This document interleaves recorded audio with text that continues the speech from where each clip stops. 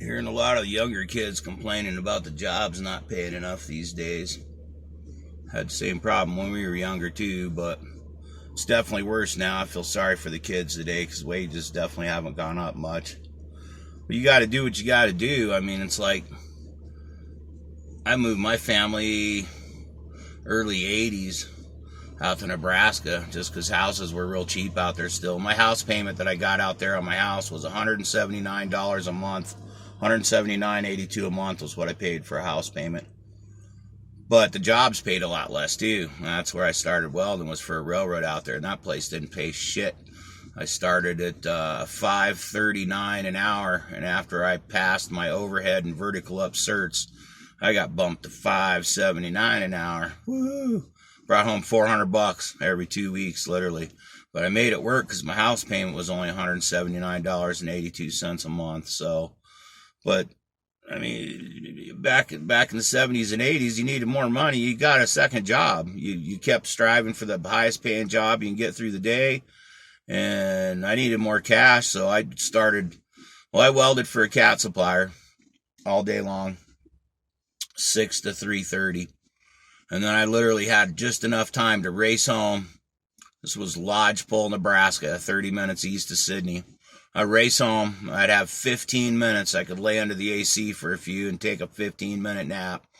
Bombed through the shower, jumped in the car, raced 30 miles west of Sydney there. And then I worked at a liquor store all night. I closed that liquor store down at midnight. I'd start stocking shelves and stuff about 11:30, so I wasn't there real late. But I'd get out of there 12:30, 1 o'clock in the morning. Race back home that 30 minutes east of Lodgepole. Sleep for 4 hours, get up, do it again, and it's hotter than hell out there. The cat supplier I was at that one summer, it hit 108 degrees.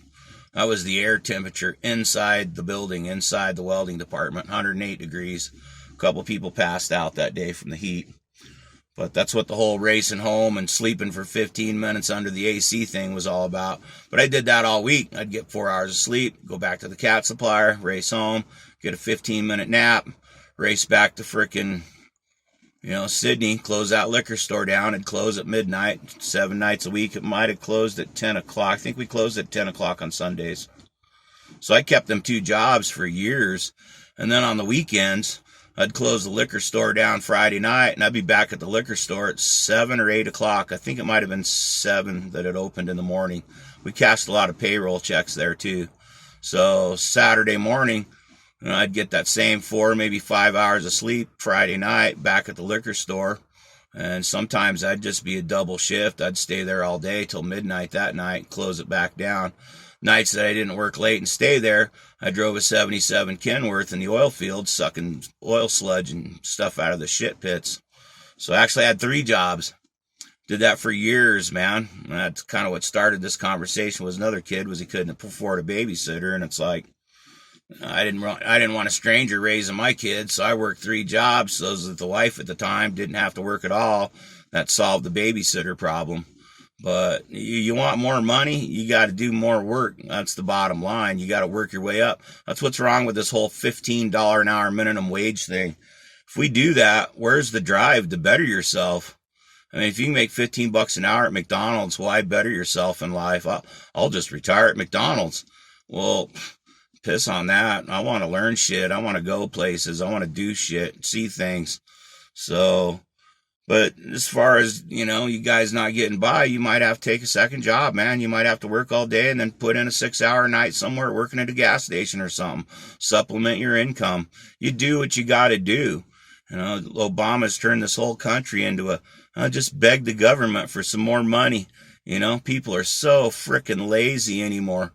I had a job here, and this was after I moved back to Colorado. I actually built a couple earthquake testing tables for a company out of Boulder. The last week I worked there, I had 112 hours for 1 week. That was 7 days, but that's what I had for them 7 days, 112 hours for the week. So, people put in a 45-hour week nowadays, and they're like, oh, I'm beat, I can't do no more.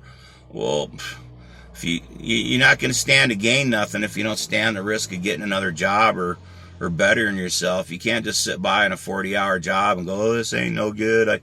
It ain't working. Well, get another job, man. That's what's wrong with the 15-hour thing. There's not going to be any drive for anybody if they do the 15-hour dollar minimum wage. People just retire at McDonald's. Spent 55 years at McDonald's, retired out of McDonald's. Well, that's not accomplishing much in life, people. So I grew up in a foster home. Nobody's handed me a damn thing. And me and the girlfriend have 4 businesses right now. We got a welding service, a roll-off service, a CAD service, and a snow plow service. So nobody's handed us nothing, though. She's in the same boat I am. She grew up at home, but nobody's handed her a damn thing. You guys want more money, you're going to have to do more work. That's just the bottom line. Find a second job, offset your stuff. Yeah, it sucks for a while, but stick it out for a year or 2. Stick that in the bank. Keep looking for a better daytime job so you can get more money during the day. And later on in life, you won't have to work 2 or 3 jobs. I mean, I went from $400 every 2 weeks at that railroad. Going rate's $100 an hour now. I charge $1,000 a day. That's what I charge. That's what I make. And that's a little under the going rate around here, really. A lot of these shops are getting $120 to $150 an hour now. So I charge my $100 an hour, get $1,000 a day. I'm good. If it's a slow week and I only get 2 or 3 days in, made $2,500 and I got 4 or 5 days to spend with the kids and the grandkids and working on the house. So, but I had to pay my dues. I paid my dues. They were brutal for about a decade. Close to a decade, the 3 jobs, and close to the decade, well, for the whole decade, 2 jobs for sure. So, but you guys got to find more drive, you younger kids, man. You're not stupid, you're smart, and it seems like a lot of you got the drive. You're just kind of lost. Don't be afraid to get another job, man. People out there thought I was nuts. I didn't give a shit, man. That's what it took to pay the bills, make sure the kids had food and clothes, and so that's what we did. You know, that's what I did anyhow, but it's putting a bug in everybody's ear. I'm hearing a lot of people complaining lately they don't make enough money, and it's like, look for a better job. You might have to take a second job, people. Do what you got to do to get through. Sitting back and whining and crying and being a Democrat and asking for more free shit, that just screws everybody else. So that just makes it all the harder for everybody else in the country. Everybody needs to pull the line. All these Obamaites need to get off their ass, get a job, and quit milking the goddamn system, man. And the whole country will be better at that point. So, just putting in my 2 cents worth on it. Everybody be safe.